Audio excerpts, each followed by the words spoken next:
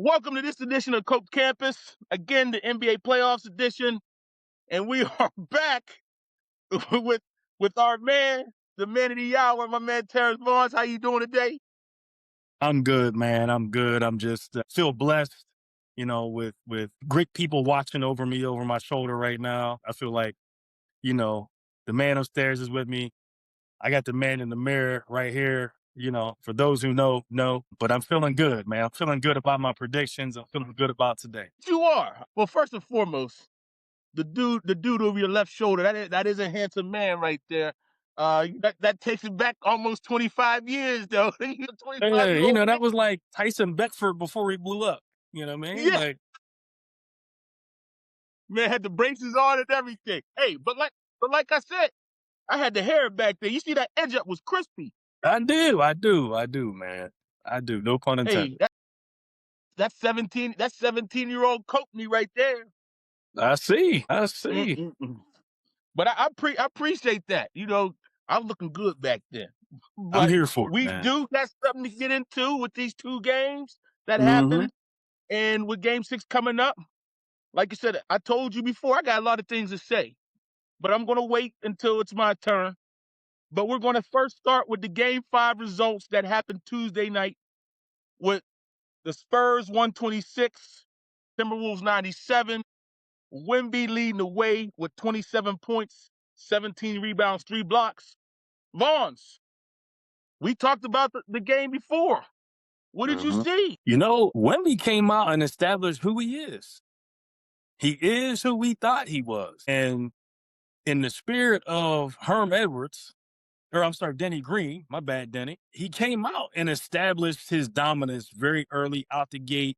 I think he had 21 at half, probably could have ended this game with 30 plus easily, but he dominated both sides of the court, both sides of the floor. And I thought Minnesota missed an opportunity to play more physical with him and get him back into that space where maybe he's thinking about, well, who's over my shoulder? Who's going to elbow me? I would have used that to knowing that Wemby didn't get suspended. I'd have used that all day to my advantage. I'd have been pushing him, bumping him, throwing him around, hard fouls, you name it, just to try to get into his head. So I don't know that Minnesota came out with the right type of game plan. I think Wemby, like I said, established himself. The Spurs, like we talked about before, they got too much depth. When they get balanced scoring outside of Wemby, whether he's having an average game or a game like this, they're hard to beat. And again, this is a very similar model that we've seen with OKC when you've got your star player who puts up a quiet 30, but it's the 8 points here, the 15 there, the 12 there, the 6 here. It's all those death by 1,000 cuts. So I think San Antonio was just too much. I think that was the game that puts this over the hump, and Spurs, we're probably looking at a Spurs win in 6 here. When it came to this game, Wemby definitely came out like some gangbusters. He had 16 in the first quarter. Mm-hmm. 16 of his 27 in the first quarter. He came out. He was doing spins. He was spinning with the ball, laying it Mm-hmm. in with the finger roll, dunking, trying to get the oop, still couldn't get the oop, getting fouled and getting the and ones. So you're right. We both have the Spurs on this one. Mm-hmm. There's nothing that I could say about Wemby and the Spurs that you didn't say already. So you know who I'm going to go for. I'm going to go why I think the Timberwolves are losing this series and why they will continue to lose the series, as we thought. We both said 6 games. Julius Randle, man, where you at? Where you at? You can't go 6 for 17, especially when Wemby's not on the floor and you're not exerting your dominance. What's going on here? I don't understand it. If Julius Randle is your second best player or supposed to be your second best player, you do not have a championship caliber team. Just simple as that. You have Mm-hmm. Anthony Edwards, who's hobbled. But not only is he hobbled, I've seen this 2 years ago when in the playoffs, when they double teamed him from the top, when the team double teamed him from the top, and he doesn't get the ball out fast enough to get it around, to get it to the open man. Mm-hmm. Stop holding on to the ball too long, man. Get the ball out, get it to your shooters. You got shooters, but not only is Julius Randle not playing well, Jaden McDaniels is not playing well. Mm-hmm. He's supposed to be the Swiss Army knife. He does great on we know he does great on defense, but his offense is supposed to be a little bit more better than what it is. But at the end of the day, the Spurs are just a more superior team. I can't wait till we get to talk about the Oklahoma Thunder Spurs matchup because we both think it's going to happen. It's just one game away. Yeah. Yeah. Now, with You know that being what? said, Go ahead. go ahead. Go ahead. No, go I ahead. was going to say you touched on something that's actually Go ahead. you talked about how Ant ain't giving the ball up, right? So when you think about a player in history, super athletic, confident in themselves, can do any and everything on the court from any spot, kind of reminds you of a young Michael Jordan a little bit, who didn't trust his teammates, who wasn't willing to give up the ball against the Pistons, who wanted to continue to make the play even though he was double and triple teamed and shooting over, double teams and triple teams and not wanting to Mm-hmm. give the ball away. And so this is the maturation process that young superstars and players like an Ant-Man have to go through is they have to, one, get the players around them that they can trust to go to in those key moments where they feel confident they can give the ball up, i.e. John Paxson against the Lakers when Jordan kept kicking him the ball, i.e. John Paxson against the Phoenix Suns when he hit the three-pointer as the dagger, i.e. Steve Kerr. Right? The list goes on, right? Like once Jordan learned how to leverage his teammates, he was unstoppable. And I think Ant-Man's maturation process is exactly that. And I think you hit the head on the nail with the fact that he hasn't learned that yet. He doesn't trust his wingman in Randall. He doesn't trust McDaniels to that degree. Gobert's not an offensive threat unless you're lobbing the ball up for him to dunk it. So he in his mind feels like he has to do it all. And that is not a recipe that is going to beat the Spurs. It's not a recipe that's going to beat OKC. And quite frankly, it's not a recipe that's going to beat a lot of these good teams that are left in the playoffs. No, that's what I say. You're not going to with this roster yes, they have a very good constructive roster, but you need a dependable second player. You just do. He doesn't have to be as good as your first player, but he can't be a third player level when it comes to you talking about championship teams. Julius Randle for a regular season, he can be your second best player. He can be to help you get to a third seed or a second seed or even a fourth seed. But if you're trying to go deep in the playoffs, you can't do it with him. And Nope. I keep on forgetting. I'm glad you said that about him and Jordan. I keep on forgetting that it's still only 24 years of age. Mm-hmm. He could be right now finishing his master's degree somewhere. Yes, he Like he's could. only 24. So I have to take that in mind. But hopefully after this series, and they see that, hey, he needs someone else to be able so he can come off the ball and rest sometimes as well. So let's get into game 6. It's in Minnesota. What's the keys for this game? And I already know what you think the results are, but how are you going to get there? I think Minnesota is going to do one of two things. They're either going to come out like their hair's on fire with a sense of urgency and really dominate the first quarter, or they're going to be packing their bags in the first quarter and talking about fishing, with the chucking them on ESPN. So I think they have their work cut out for themselves. Now, what do I really think is going to happen? I think they're going to fish. I think they're going to pack it up. I think they thought that at this point, their best chance to win this series is the last game. They didn't come out and play with any sense of urgency in the last game. Now you go back to Minnesota. Yeah, it's in front of the home crowd, but as they say in Minnesota, Minnesota nice. And they're gonna be Minnesota nice. And Wemby coming up there, like he's the name of the next hurricane or tornado. And he's gonna wreck shot. He's gonna come out and be dominant in this game, I think, in the first half and really set the stage. And I think you're gonna continue to see Fox and Castle and Johnson and all these other guys. They're gonna hit their shots, they're gonna get open looks, and it's just gonna be a wrap. This feels like a blowout game set up to me. And I don't know that there's anything Ant's gonna do about it or Gobert and Randall. Yeah, this might be his last game in Minnesota. Because I think he already took his ball and went home. Yeah, I don't think Julius Randle even came to even when they won game 1. I don't think he even came to the series. Rudy Gobert, I feel like my man gets a bad rap, man. Hey, he started COVID He in the does. NBA. He should. He should. touching the microphone and saying it ain't real. Next thing you know, but they're in the public.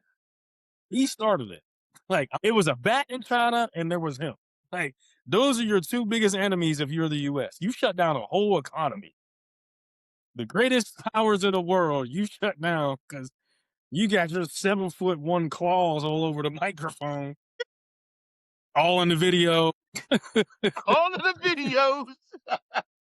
Hey, and you forget, he actually like licked his hands first, and then he touched everything. He was just doing the most. Like he was just being extra. It ain't real. Next thing you know, he's out with COVID. Like, how you gonna say it's not real and you get it? Oh Like, man, that's my guy, my man Rudy. I just think he looks he just lumbers around on the court, but he's a defensive guy. mhm. Like how much disrespect I think the NBA world and players give him.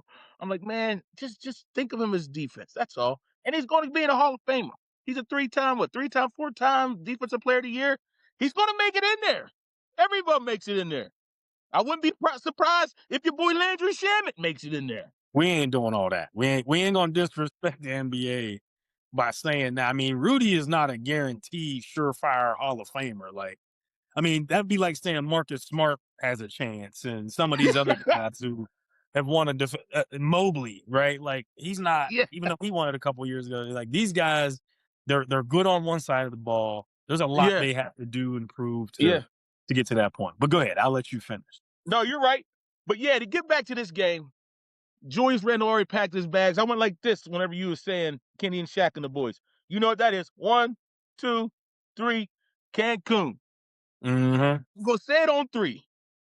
There's not there's I don't believe that the Spurs are going to waste this opportunity to get rid of him in game 6.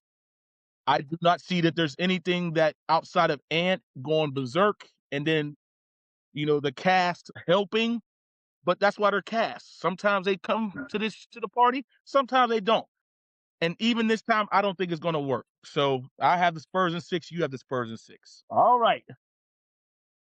So now we're going to get to this game 5. Mm-hmm.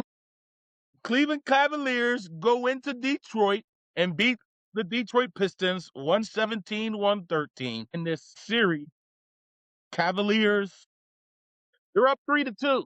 I didn't see it going this way, but I'll talk about that later. What did you see in this game? And why were I call them your Cavaliers because you just picked them for this series. Why was Yeah. your Cavaliers able to win? It starts with the guy over my shoulder. When you see a smile this big, what it means is confidence. It means you feel comfortable in your own skin. It means you feel like whatever you are destined to have happen to you is about to happen. And so last night, you were texting me about how Jenkins was, an X factor and how Detroit's going to win this game and, winning 6. And this confidence of this guy over my shoulder became what Detroit felt. It was almost like a transfer of energy. So as that confidence got bigger and bigger, and as Detroit was up 9 late and at home, it had all the momentum. Cade was playing out of his mind. The defense looked like the Detroit of old in the bad boy era, and even the Detroit of now era. Everything was going in the right position. However, that's when experience and talent kicked in. And you saw as Detroit was controlling everything, I would say really through 3 quarters. Offensively, rebounds, getting out in transition. They were imprinting their ability and their identity again onto this game. And then something happened, right? This guy that has not played in game 6 or game 7 very well, James Harden, put up a 30-piece last night. And if the listeners, and if you remember, I said the key to this series is not going to be hard. It's not going to be Mitchell. It's not going to be Allen. It's going to be James Harden. And if you get a James Harden that comes in as aggressive, it doesn't matter whether he's making shots, facilitating, and getting other people wide open looks. But if he is aggressive, Cleveland's a tough out, man. And people forgot about them this year. And they added a piece in Harden and Strus and all these other guys. So I think what happened is that pace of game changed, and maybe Detroit got a little confident in their abilities, but Mitchell went crazy again late as he has in the last couple games. And I think the turning point of this series now is the fact that Cleveland won on the road. That's something they have not done. They did it in a hostile environment. They did it when their backs were against the wall, and now you've got your two best players playing at a high level, and you need another one. They're not out of the woods yet, but I think Detroit got lax, and I think that's an experience thing of assuming they had this in the bag. And otherwise you see the outcome and it's exactly what I call it 7 games. There's still a chance. But I think, Cleveland, they got the upper edge right now. You're right. You're right. All right, let me break this down. I want to hear this. I'm gonna First move of to the all, you side so you text can me look at first. yourself. Let's start that. You text me first. You was antagonizing me, and I fell for the bait. That's what happened.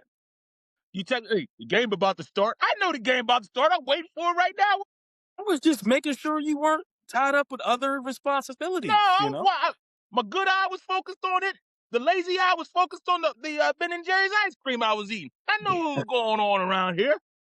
That's what people eat when they're sad. It must have been foreshadowing. I'm just saying. Go ahead though.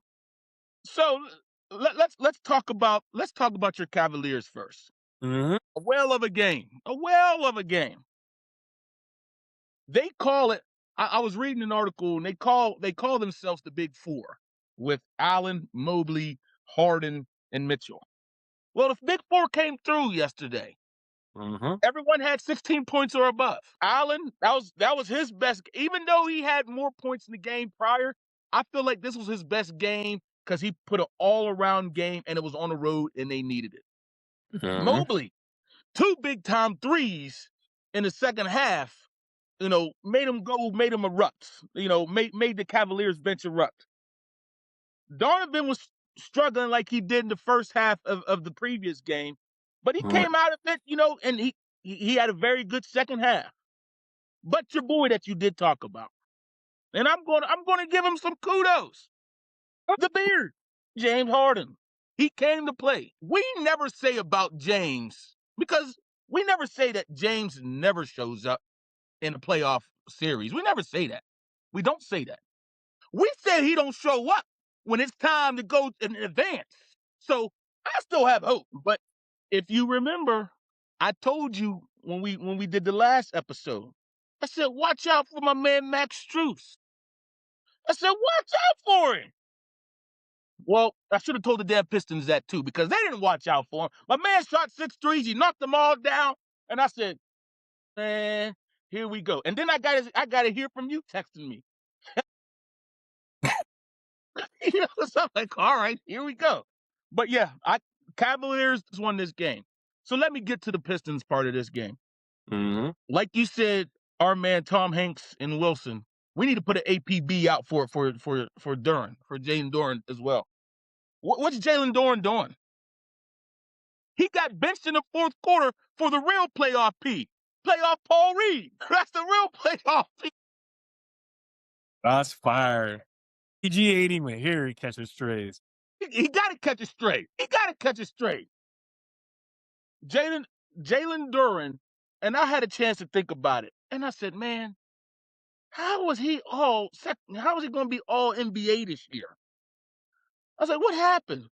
You know what it is? The NBA is a long season. So in a long season, when you got a big man like, oh, I'm just going to let him score at will. But once the playoff come, you got to put some defense on him because he doesn't have a move. He's just big. He can't shoot. He can't shoot. He's 6'10", so he's like a power forward. He can't be your second best player. He just can't. I told you Jenkins was going to show up. Jenkins showed up. Cade Cunningham showed up. Gave it 39. She did. 39, 6 for 10 from three-point land. Uh-huh.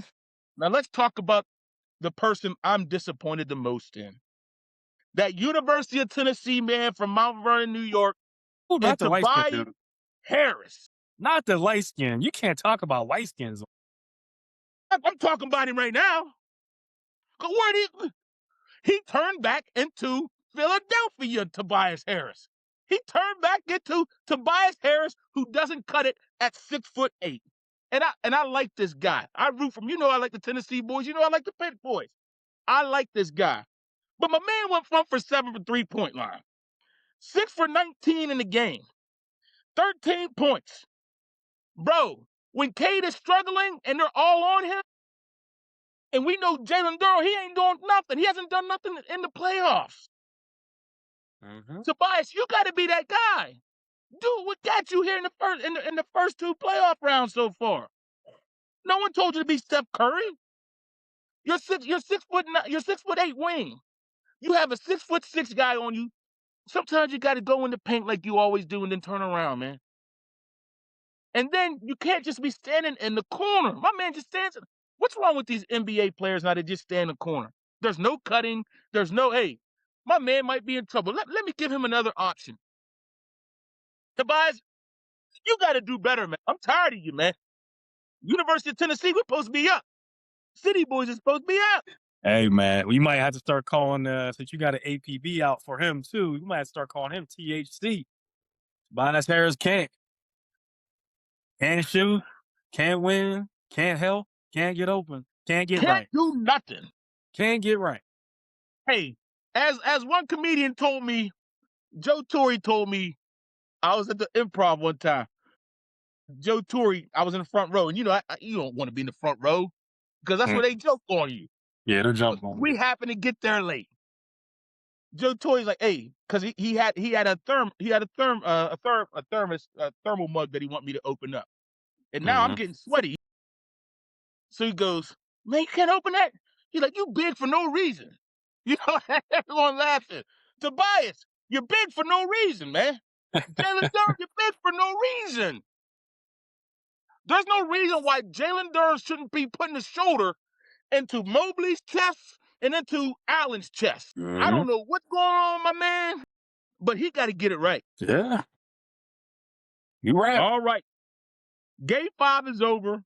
They're going back to Cleveland. I would say the Gun Arena, but the Gun's a decade ago or 2 decades ago. That's a long time ago. They That's called Craig it the Gun Hilo Arena a long days. time ago.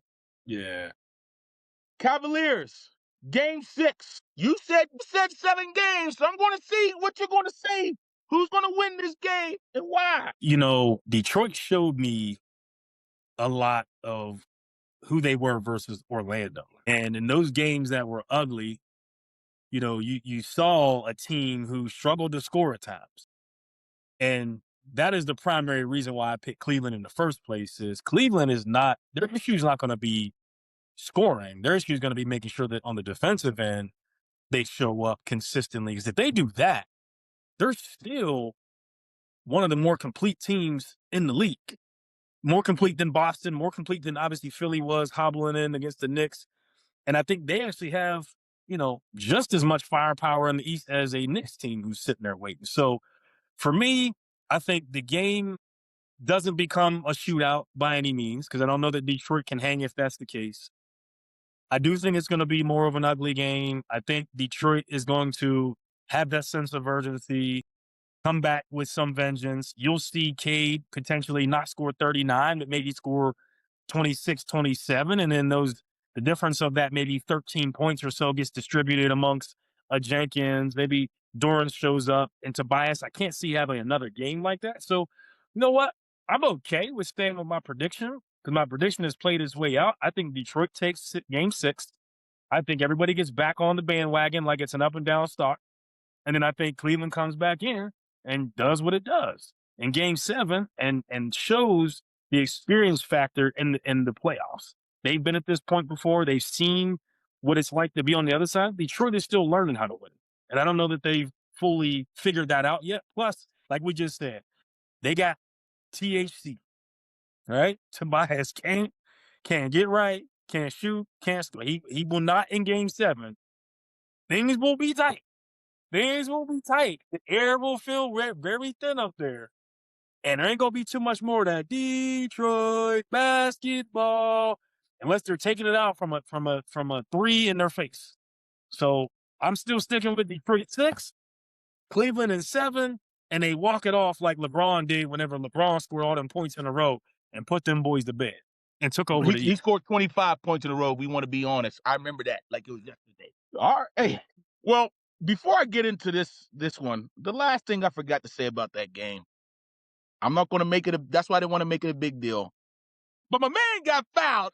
He should have been on that. He should have been on that foul line with 1.2 seconds left at his shot to win the game. Hey, you call a foul at the beginning, you call a foul at the end. Come on, Tony Brothers, help a brother out. Tony's I not can't stand calling Tony that. Brothers. He knows better. He'd have been crucified for that call because now you're He's crucified. giving a team. Now you're giving the team the game. Let the players decide the game. That's why it went to overtime. They had a chance to win in overtime, And and you they know didn't. what? And I was okay with overtime. Like I said, I'm not going to make it a big deal because they had a chance to win in overtime. You had a chance to win in regulation. So I'm not going to make it a big deal. And you So were let's up get to game 9 with like six. 3 minutes to go. So Yeah, they were up you 9 lost with that 3 minutes game to more than go. the You're refs right. gave that game away. You're right. The refs didn't give the game away. That's I right. told you, Cavs won that game. I give them that. The Cavs won. The Cavs took that game away. They walked into the track. They took over the track. Hey, That's what and happened. it became their trap. Yeah, That's right. yeah. They planted their flag. I get it. But when Mm-hmm. it comes to Like game 6, you know what game 6 is? It's a closeout game. We know. Donovan Mitchell, he puts up buckets all the time. But you know where he hasn't been? A conference final. So that's fine. You talk about experience all you want to. But I know that Cade and the boys have been as far as Donovan has. Now, Harden's been to a championship. I get it. But what I see coming, what I see on Friday, I see Detroit coming back and coming and winning. My thing is, Tobias, THC, you got to bring it, man. You got to bring it. I need another 22, 23-point scoring night from you, and I need you to be more efficient because I know what I'm getting from Jalen Duren. He's shown me.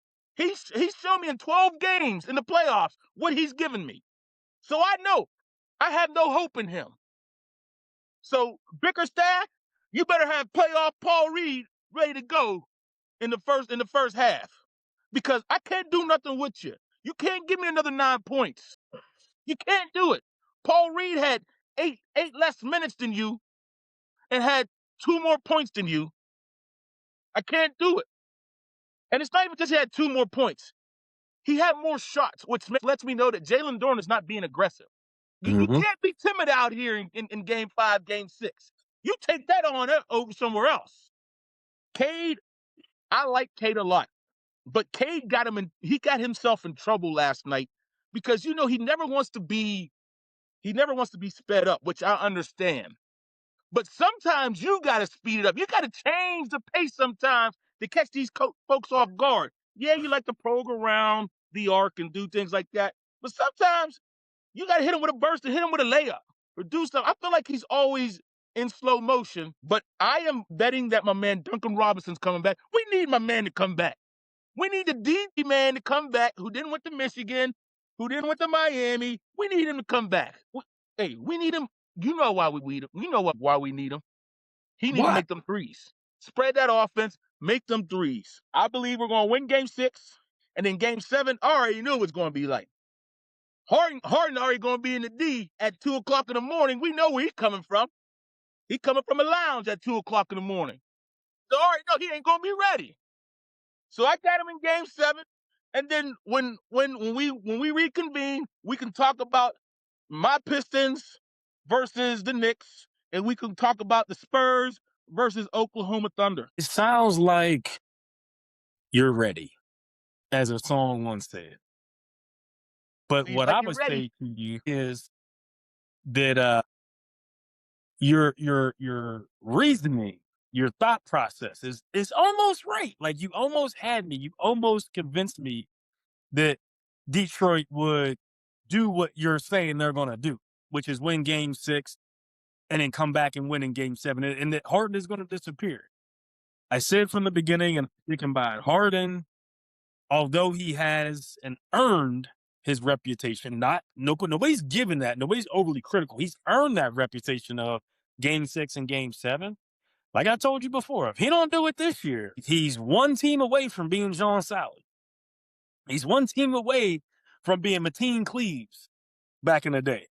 He's one playoff series away from just being on the end of that bench, clapping and wondering why he's not the man he used to be. Melo went through it, right? A lot of guys have gotten to that end of the career and have had to, sacrifice. D Wade went through his couple years, went to Cleveland, went to the Bulls. Everybody goes through it. So he's right on the brink of that moment.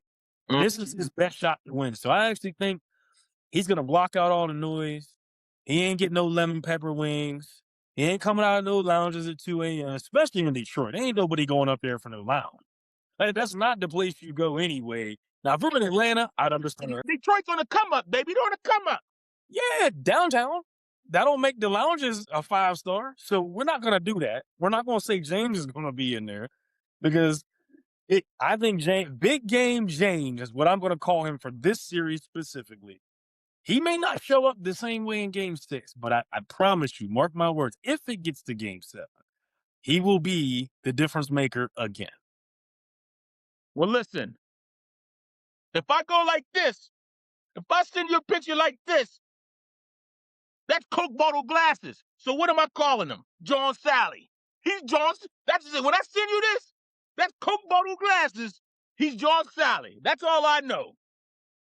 I know about him. And like I said, Donovan Mitchell gets off easy. Oh, he's been to the playoffs. He's been to the playoffs every year. I don't care. What are we giving out participation trophies to get to the playoffs? That's like that saying about the Steelers and Tomlin's record.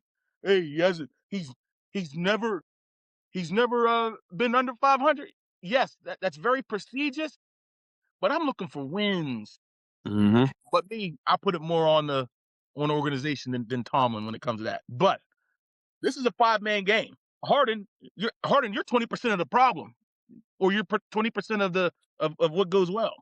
And I believe he's not going to be ready. Mitchell, we'll see. I'm not impressed. I'm like Shania Twain. That don't impress me much, man. I'm gonna let you have that one. I'm gonna let you just end it on that one. I ain't even gonna try to come back on that one. You got it. Sit Shania Twain. Hold on. You might try to add a little bit of extra country in there and do a little boot scoot and boogie too once these Detroit boys get swept up out of Detroit. Get down. Turn around, go to town, boot scoot and boogie. Hey, you know that? I know that, Jeff. That's it from this episode of Cope's Campus. Stay tuned.